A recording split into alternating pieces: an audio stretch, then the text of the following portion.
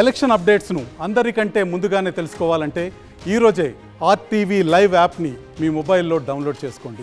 ఇందిరమ్మ గారి మనవడు అదే ఇందిరమ్మ రాజీవ్ గాంధీ గారు దేశం కోసం ప్రాణత్యాగం చేసిండ్రు. త్యాగాల కుటుంబం వాళ్ళ కుటుంబం అయినా కానీ సోనియమ్మ ఎక్కడ కూడా ధైర్యం సన్నగిల్లకుండా దేశం కోసం ఇద్దరు పిల్లల్ని వేసుకొని ఎంతో సేవ చేసింది. ఈ రోజు మనకు తెలంగాణ వచ్చిందంటే ఆ తల్లి వల్ల వచ్చింది. ఆ తల్లి మనసు అర్థం చేసుకుంది కాబట్టి వచ్చింది. ఆత్మ బలిదానాలు చేసుకుంటే ఆ తల్లి మనసు చూసి తట్టుకోలేక తెలంగాణని ఇచ్చింది. మరి అంతటి గొప్ప మనసున్న తల్లి కన్నా కొడుకు కాదా రాహుల్ గాంధీ గారు? మరి ఆ రాహుల్ గాంధీ గారిని గెలిపించుకోవాల్సిన బాధ్యత మన అందరి మీద లేదా? కాబట్టి అందరం కూడా రాహుల్ గాంధీ గారిని గెలిపించుకోవాలి. మరి కడియం కావ్యకి ఏం తక్కువ కాదు. కడియం కావ్యక్క కడియం ఫౌండేషన్ ద్వారా మహిళలకు ఎంతో సేవ చేస్తుంది, పిల్లలకు ఎంతో సేవ చేస్తుంది. అన్నిటికన్నా ముఖ్యంగా శ్రీహరి గారి తనయురాలు, తండ్రికి దగ్గ తనయురాలు. మరి మీరందరూ కూడా మనం అందరం కూడా అక్క ద్వారా ఎన్నో సేవలు పొందేది ఉంది. మరి అధిక ఫండ్స్ కూడా తెచ్చుకునేది ఉంది. అందరూ కూడా కడియం కావ్యక కోటేసి గెలిపియాలి. మరి అంత ఇంకిత జ్ఞానం లేదా వాళ్ళకి? అయినా కానీ వదిలేద్దాం, ఎందుకంటే వర్షాలు వాళ్ళ చేతిలో కూడా లేదు, అది ప్రకృతి కాబట్టి వదిలేద్దాం. కానీ కాళేశ్వరం ప్రాజెక్ట్ అయితే వాళ్ళు కట్టింది కాదా? వాళ్ళు కమిషన్ల ప్రకృతి పడి కట్టిన కాళేశ్వరం ప్రాజెక్టు కుంగలేదా? అది కుంగడం వల్ల నీళ్ళన్ని వాళ్ళు ఆగం చేయలేదా?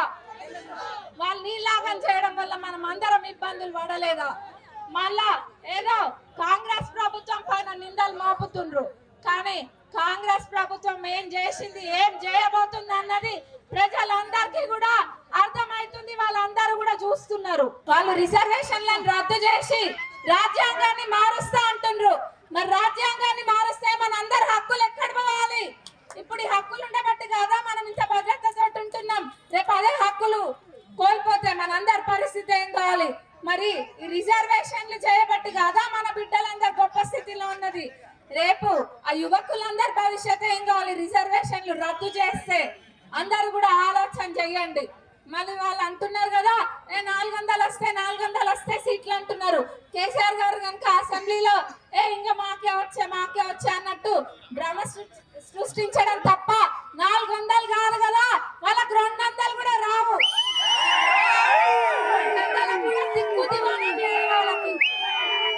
మరి బీజేపీ పార్టీ వాళ్ళకు ఒకటి ఉంది, ఎవరైనా నోరు తెరిస్తే చాలు కేసు పెట్టుడు. ఇక్కడ కనుక బీఆర్ఎస్ వాళ్ళు గత 10 సంవత్సరాలు ఏం చేసిండ్రో మీరు అందరు మీ కళ్ళతోటి చూసిండ్రు. అక్కడ బీజేపీ చేస్తుంది కూడా, అక్కడ బీజేపీ చేస్తుంది కూడా అదే. మరి వాళ్ళు ఈరోజు రాముడి పేరు చెప్పుకొని రాముడిని ముందు పెట్టి వాళ్ళు వెనుకొస్తారు. ఎందుకు మనం పిచ్చోళం అనుకుంటుండ్రా? రాముడు మన అందరు దేవుడు కాదా? మనందరి దేవుడు. మనం అందరం కూడా చిన్నప్పటి నుంచి పూజిస్తున్నాం రాముడిని. మరి ఏదో వీళ్ళకే దేవుడు అన్నట్టు చెప్తుండ్రు. ఎప్పుడైనా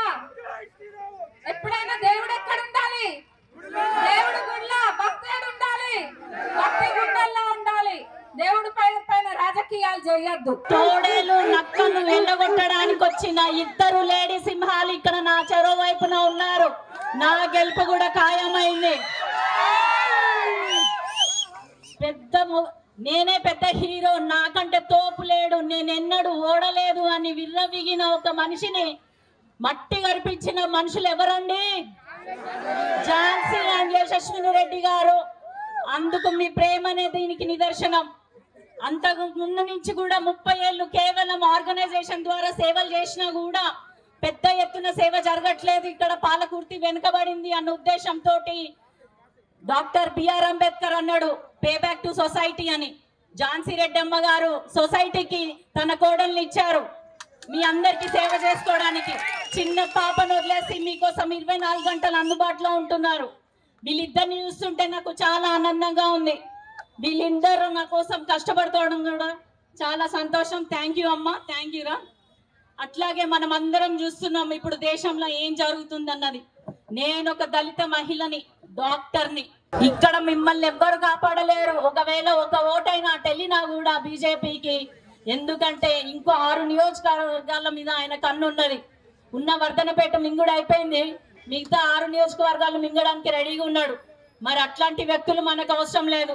మనం బతుకులు బాగు చేయడానికి 5 న్యాయాలతో వస్తున్న రాహుల్ గాంధీ గారు మహిళా న్యాయం, యువ న్యాయం, శ్రామికుల న్యాయం, రైతులకు కూడా న్యాయం చేస్తా అని, అట్లాగే మనం ఎంతమంది ఉన్నాం, బీసీలు 60% ఉంటే 60% రిజర్వేషన్, 30% ఎస్సీలు ఉంటే ఎస్సీలకు 30%, ఆ లెక్కన డాక్టర్ బిఆర్ అంబేద్కర్ బాటలో ఆయన నడుస్తున్నాడు తప్ప రాజ్యాంగాన్ని ఎత్తేస్తా అది ఇది అని మాటలు మాట్లాడలేదు.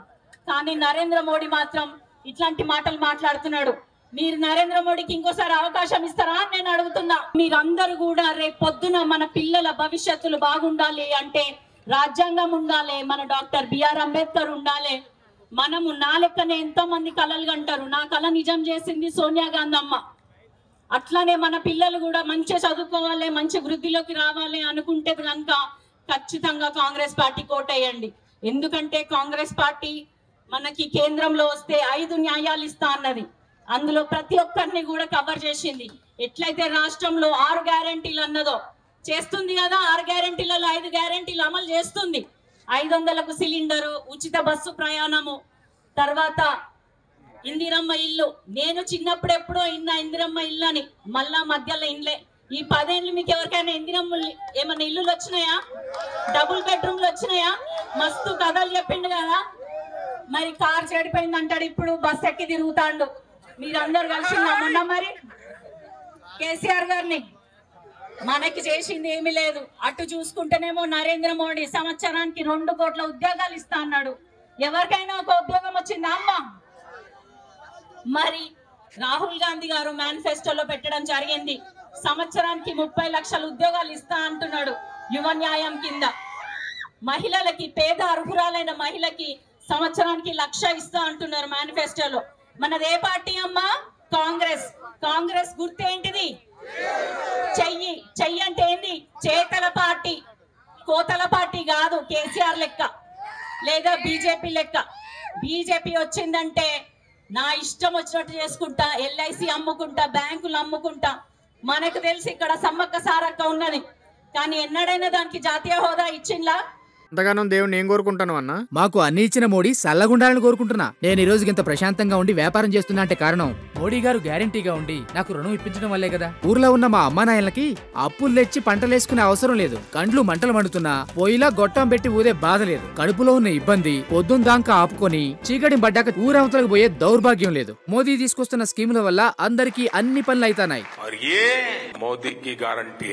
నేను ఎంతో సంతోషంగా చెప్తున్నా, ఇది నా భారత్. మోదీ గారి ఆలోచనలతో ఎదుగుతున్న భారత్. కమలం గుర్తుకి ఓటేద్దాం, బీజేపీని గెలిపిద్దాం. మోడీ మన అందరి నేస్తం, బీజేపీనే గెలిపించేద్దాం.